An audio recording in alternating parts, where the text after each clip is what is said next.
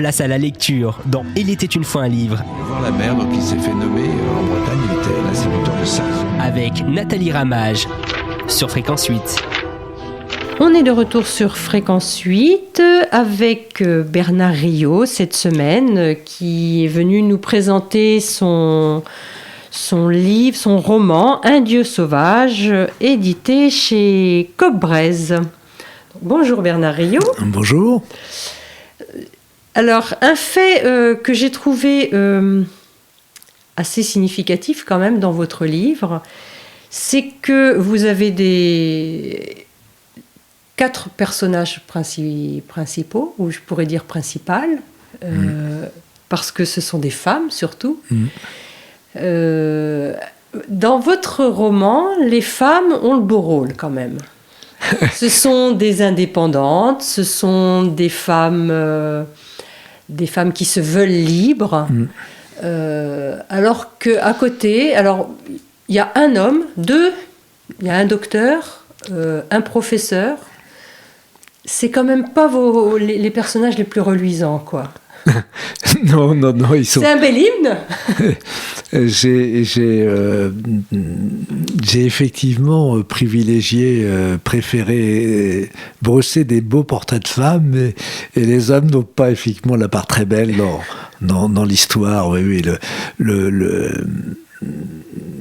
au fil des pages, on se rend compte effectivement que ces deux individus, le docteur Rodati et le professeur Namanto, sont des personnages peu glorieux, un peu vils, pervers, tordus. Bon, un peu lâches. Lâches aussi. C'est effectivement des sous-fifres, d'une société qui contrôle tout, et donc ils obéissent et ils font obéir les autres, quoi. Vous voyez, c'est les contremaîtres. Et puis à la fois, on sent qu'ils n'ont pas le choix, parce que de toute façon, s'ils veulent garder leur place... Ah, complètement, c'est la carotte et le bâton. Donc eux, ils ont déjà obtenu leur carotte. Et donc s'ils veulent récupérer encore un peu plus de pouvoir, ils doivent être encore un peu plus serviles, un peu plus obéissants, et faire obéir les autres. Donc effectivement, sont pas des gens comme je les aime beaucoup. Et à la fois, ce qui est très curieux, c'est que même... s'il en rajoute dans la servilité, dans l'obéissance, ça va finalement pas lui porter chance. Non, parce que de toute façon C'est une illusion. Oui, ils sont dans l'illusion du pouvoir. Ils ont déjà perdu le pouvoir, mais ils ne le savent pas encore. Donc ils sont effectivement, ils défendent un ordre qui est périmé, un ordre qui est condamné à disparaître. C'est tout le problème d'une société qui est finie, mais dont les défenseurs n'ont pas compris que leur temps était passé. Et donc cette société, que je décris, elle est morte. Elle ne fonctionne plus. Elle a peut-être eu une utilité à un moment donné, à l'issue d'une guerre dont je ne parle pas, que je laisse simplement le lecteur envisager. Mais cette société, elle est morte. Elle ne fonctionne plus. La vie s'est retirée. Et donc ces deux hommes, hein, ces deux puritains qui sont à la fois les servants et les obséquieux d'une forme de dictature sanitaire et politique, ces deux personnes n'ont pas compris que leur jour était compté, et que soit ils prenaient le parti du peuple, soit ils allaient tomber lors de la révolution qui s'annonce. Alors, ce qui est aussi un autre signe, c'est très drôle, c'est que ce conseil des prêcheurs, vous les citez au tout début de votre livre, et à leur description, on sent quand même une société âgée, on pourrait penser des vieux sages, mais en fait, pas du tout. Ce sont ça fait quand même très... Népotisme. Oui, on dirait les vieux barbons là, qui règnent sur le monde, ou sur leur petit monde, par rapport à la vitalité de la jeunesse d'en bas, finalement. Oui, tout à fait, parce que c'est là où la femme, les 4 femmes représente toute une part de la vie et des différents aspects de la vie. On peut considérer que Andarta, la bibliothécaire, elle représente un peu les choses de l'esprit, la culture, l'intellect, elle est au milieu des livres. Béara, l'aubergiste, elle est dans les nourritures terrestres, pas les nourritures spirituelles. On est donc là pour soigner le corps. Et puis la jeune Mata, elle va incarner un peu plutôt l'animus, l'âme, ce qui a un sens. Donc et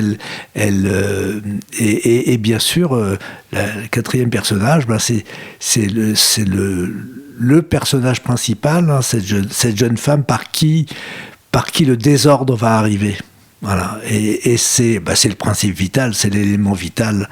Donc une femme, elle donne naissance, et donc elle est la vie, elle représente la vie, l'élément vital, le flux. Et puis aussi l'aspect un peu spirituel de la vie. Celle qui, alors comme on disait, celle qui regarde la nature, elle est un peu contemplative quand même. Oui, Santa. c'est une rêveuse. C'est une belle chanson de Brassens, Une femme à sa fenêtre. Voilà, donc c'est un peu cela, cette Santa, la tisseuse. C'est une artisane. Elle tisse la toile, mais il y a un côté symbolique aussi de la toile.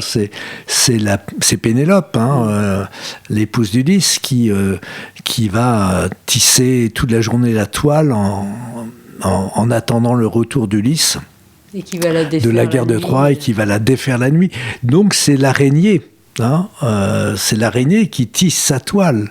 Il y a un côté arachnéen effectivement dans le mythe de Pénélope que j'ai repris chez Senta. Donc cette jeune femme plutôt mignonne, plutôt intelligente, plutôt sensible, enfin même pas plutôt, intelligente, sensible, mignonne, qui a des visions et voilà, qui aussi voit les choses. Elle voit au-delà des apparences, elle voit l'invisible, elle voit ce qu'elle ne doit pas voir, et elle va faire ce qu'elle ne doit pas faire. Dans une bonne société bien ordonnée, elle va être la cause du désordre. Parce qu'elle tisse ses visions, finalement. Voilà. En fait, elle tisse, il y a un côté magique, ce qu'elle tisse se produit. Donc elle va tisser des motifs qui ne lui appartiennent pas, qui sont des motifs prémonitoires. Donc elle va tisser effectivement la mort qui va arriver, elle va tisser la vie qui va arriver. C'est une forme effectivement de tissage magique qui va susciter effectivement une enquête des prêcheurs, et donc il y a une forme d'énigme policière qui se développe, puisque ce qu'elle ne doit pas faire, il y a une forme de naïveté quand même un petit peu chez Santa. Enfin, naïveté dans le bon sens du terme, oui. C'est que pour elle c'est naturel. Elle est dans l'intuition, et elle est en fait dans une société où tout est contrôlé, où rien de surprenant ne doit arriver. Elle surprend. Donc elle est l'imagination qui a fait défaut à cette société. Elle est le rêve. Et je pense que on rêve tous d'autre chose, on rêve d'amour, on rêve de beauté. Le rêve, c'est ce qui fait avancer l'homme. Quelqu'un qui ne rêve plus, qui n'a plus d'espoir, c'est quelqu'un qui est amer, qui est taciturne, qui est dépressif. Il faut rêver. Et donc cette jeune femme va apporter le rêve dans une société qui a été privée de rêve par les fameux puritains dont on parlait tout à l'heure. Alors, privée de rêve et d'amour, parce que on a quand même l'impression que même l'amour est banni. On le retrouve aussi dans d'autres... comme c'est dans Le meilleur des mondes aussi, Huxley, où l'amour est banni, les enfants sont conçus de manière scientifique, enfin en éprouvette. Alors là, c'est pas conçu en éprouvette, mais les relations entre les hommes sont... Tout est contingenté. Donc pour effectivement, dans cette société, tout est quantifié et tout est soumis à autorisation. Donc pour avoir un enfant, il faut demander l'autorisation. Voilà. Et donc elle ne va pas demander l'autorisation. Elle ne va pas du tout demander l'autorisation et en plus, elle va concevoir cet enfant avec quelqu'un qui n'existe pas, légalement. Voilà. Enfin, qui n'a pas d'existence officielle. Voilà, c'est l'inconnu. C'est l'inconnu qui arrive. Alors c'est une allégorie encore. C'est l'inconnu, c'est ceux qui n'existent pas. C'est ceux qu'on ne connaît pas. Et ceux qu'on ne connaît pas, effectivement, on n'arrive pas à le décrire. Et on n'arrive pas à le maîtriser. C'est quelque chose qui survient à l'improviste, à un moment donné inattendu. C'est quelque chose qu'on n'arrive pas à contrôler, qu'on n'arrive pas à maîtriser. Et donc, donc cette jeune femme, elle est prête en fait. Elle est prête à accoucher d'un monde nouveau. C'est ça l'allégorie du livre. C'est dans un monde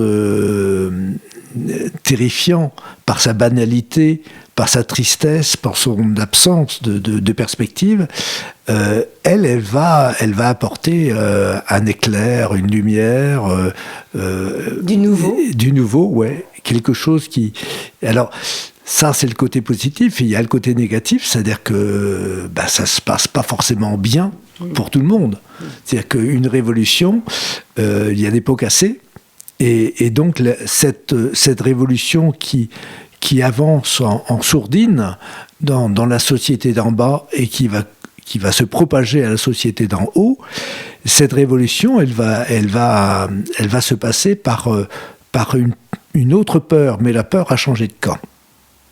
Ce ne sont plus les gens d'en bas qui ont peur, ce sont les gens d'en haut. Ce ne sont plus les esclaves, les serfs, les vaincus qui ont peur, ce sont les vainqueurs. Parce que les vainqueurs... Mais ils ont tout à perdre, en fait. Ils ont tout à perdre. Tout à perdre. Les gens d'en bas n'ont rien à perdre, ils ont tout à gagner, et les gens d'en haut ont tout à perdre. Alors c'est le... Comme disait, c'était le philosophe irlandais, là, Edmund Burke, disait que les gens qui n'ont rien à perdre sont les plus dangereux. Complètement. Les gilets jaunes. Les bonnets rouges. Les gilets jaunes, les bonnets rouges, les gueux, tout cela, effectivement, sont dangereux. Sont dangereux. Donc dans le roman, c'est effectivement c'est le petit peuple d'en bas qui n'a droit à rien, à qui on tolère juste de vivre. Simplement de survivre, ce peuple est dangereux et est perçu comme dangereux par effectivement ceux qui ont le pouvoir. Donc c'est ceux d'en haut, quoi. Par ceux d'en haut. Alors avec toujours le risque, et c'est ce que j'ai voulu éviter, c'est de remplacer une dictature par une autre. C'est-à-dire que et donc je pense que j'ai évité cet écueil parce que le problème n'est pas de remplacer un esclave par un autre esclave. C'est pas ça. C'est plus une société de liberté plutôt que de contrainte. Donc je suis très prudent à titre personnel sur les effets d'une révolution où effectivement on a peut-être plus à perdre qu'à gagner, mais parfois la révolution est un moment inévitable et on ne peut pas l'éviter et donc dans cette société contrainte où la révolution va devenir inévitable. Et alors, ce qui est assez amusant, c'est que l'ordre n'est plus assuré par la police, où il n'y a pas de policier dans mais par un médecin. Ce sont les médecins qui décident, qui vous fliquent, qui vous tracent. Oui, c'est ça qui est surprenant et c'est ce qui l'ordre a changé de main. Et c'est ce qui m'a surpris quand effectivement j'ai vu le confinement et les mesures sanitaires liées à l'épidémie de coronavirus et s'installer une forme effectivement de discours très malsain. il est soi-disant sain, mais pour moi je le trouve très malsain, effectivement, le politique qui va déterminer la santé de la population et le médecin qui va devenir politique. Donc on a une confusion des genres. Et donc dans ce livre, effectivement, j'avais imaginé avant l'épidémie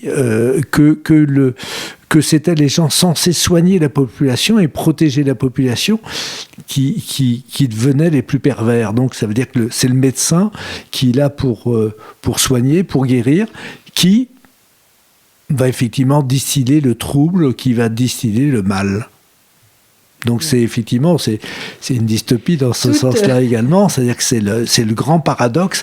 Donc méfiez-vous de vos amis, vous ne pouvez pas être trahi par vos ennemis, vous serez toujours trahi par vos amis. Par vos amis. Voilà. C'est le propre du traître. Le traître, c'est un ami. Bon, alors pour aujourd'hui, ce sera le mot de la fin, ce sera la conclusion d'aujourd'hui. Merci Nathalie. Je rappelle bien sûr le titre de votre livre, Un Dieu sauvage, édité chez Coq-Braise. En attendant un petit peu de lecture, et je vous dis à demain. À demain. Bernard Riot, Un Dieu sauvage. Le vent d'ouest ramena d'épais nuages sur Albe. Il apporta les embruns que des vols de mouettes rieuses et de goélands argentés avaient annoncés depuis la veille. Par vagues, des milliers d'oiseaux désertèrent les frontières maritimes, dépassèrent la ligne de crête et se remisèrent dans les labours des terres intérieures. Ce fut un jour oblitéré par la grisaille qui s'empara des plantes et des pierres, réclama la soumission du vivant au temps liquéfié, instantané. Celui qui sortait dans la ville drapé d'eau ne pouvait marcher sans plier et supplier. Il se dépêchait autant qu'il pouvait, s'efforçant de ne pas céder tout de suite aux trompes acharnées à l'assujettir. C'était le jour de la fête des morts. Les bourgeois perpétuaient la coutume de se rendre dans les cimetières et de tourner 3 fois autour des sépultures qu'ils fleurissaient de bruyères écarlates. La nécropole avait été conservée à son emplacement originel, à proximité de la collégiale d'Albe, en dépit de spéculations immobilières visant à transférer les défunts extramuros. Andarta connaissait par cœur l'histoire des lieux pour la fréquenter dans les archives et arpenter depuis l'enfance les allées bordées d'ifs et de buis. Elle s'y promenait selon ses humeurs, s'arrêtant parfois devant une sépulture pour décrypter un patronyme mangé par le lichen. Interpellée par des veuves traînant à leur basque des générations obtuses, elle leur lisait volontiers les épitaphes. Elle étonnait par son aisance à exhumer les noms. Elle était la dame qui savait lire. Il la considérait avec une admiration mêlée d'effroi. L'écrit ne servait plus à rien. Toutes les informations utiles étaient diffusées sur les écrans installés dans tous les lieux publics et privés où les hommes avaient coutume de s'ébattre.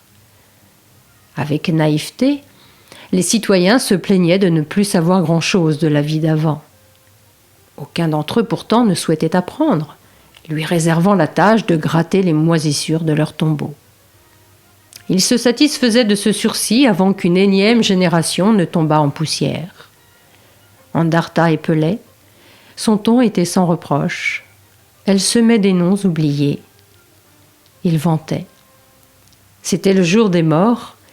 Les hommes allaient et venaient sans suspicion, dès le matin parmi les tombes. Cette année, elle préféra attendre la lumière de midi pour les croiser à la sortie du cimetière et pratiquer discrètement un rituel élaboré au gré des souvenirs et des lectures. La main versa l'eau, brûla l'encens, émietta le pain et répandit le sel. Andarta essaima les mots du jour visibles et les images de la nuit indicibles. Croyant aux vertus des voyelles et des consonnes qui peuplaient sa bibliothèque, à la magie des sons et des sens qui se bousculaient dans son esprit et qui s'en évadaient en quête d'une âme anonyme. Il n'y avait pas de lieu, ni d'instant plus propice que la nécropole d'Albe le jour des morts pour déchirer le voile, pour ordonner une vie où elle se libérait de son ennui. Après réflexion, la vision de la veille n'était pas un jeu de lumière dans l'eau. Elle avait vu le cavalier et entendu les chiens. Elle avait senti leur présence avant les abois. Elkmar n'avait pas vu et il était tombé. Que devait-elle comprendre à cela ? Leur présence improbable à cet endroit de la forêt, la vision du nombre et l'impression d'un basculement du temps. Andarta avait eu l'intuition qu'il se passait quelque chose. Elle n'avait pas eu peur en traversant le gué. Le passage de la rivière prit alors une autre dimension. Elle comprit instantanément qu'Elkmar devait choir physiquement avant de déchoir. L'éducation du docteur lui ayant inculqué la nature impersonnelle des accidents, se serait-il aveuglé par obstination ? Se serait-il enfui pour ne pas affronter une frousse intérieure ? Elle raisonnait, il raisonnait. Il n'y avait pas de réalité unique, pensa-t-elle.